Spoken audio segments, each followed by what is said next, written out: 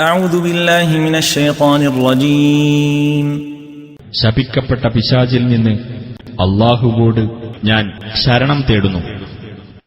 أَوَمَنْ كَانَ مَيْتًا فَأَحْيَيْنَاهُ وَجَعَلْنَا لَهُ نُورًا يَمْشِي بِهِ فِي النَّاسِ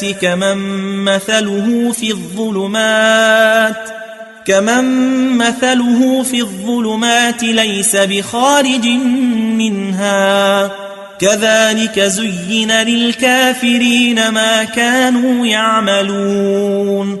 നിർജീവാവസ്ഥയിലായിരിക്കെ നാം ജീവൻ നൽകുകയും നാം ഒരു സത്യപ്രകാശം നൽകിയിട്ട് അതുമായി ജനങ്ങൾക്കിടയിലൂടെ നടന്നുകൊണ്ടിരിക്കുകയും ചെയ്യുന്നവന്റെ അവസ്ഥ പുറത്തു കടക്കാനാകാത്ത വിധം അന്ധകാരങ്ങളിൽ അകപ്പെട്ട അവസ്ഥയിൽ കഴിയുന്നവന്റേതുപോലെയാണോ? അങ്ങനെ സത്യനിഷേധികൾക്ക് തങ്ങൾ ചെയ്തുകൊണ്ടിരിക്കുന്നത് ഭംഗിയായി തോന്നിക്കപ്പെട്ടിരിക്കുന്നു.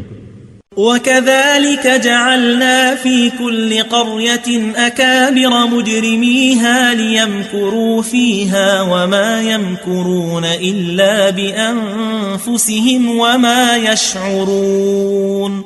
അതേ പ്രകാരം തന്നെ ഓരോ നാട്ടിലും കുതന്ത്രങ്ങളുണ്ടാക്കുവാൻ അവിടത്തെ കുറ്റവാളികളുടെ തലവന്മാരെ നാം ഏർപ്പെടുത്തിയിട്ടുണ്ട്.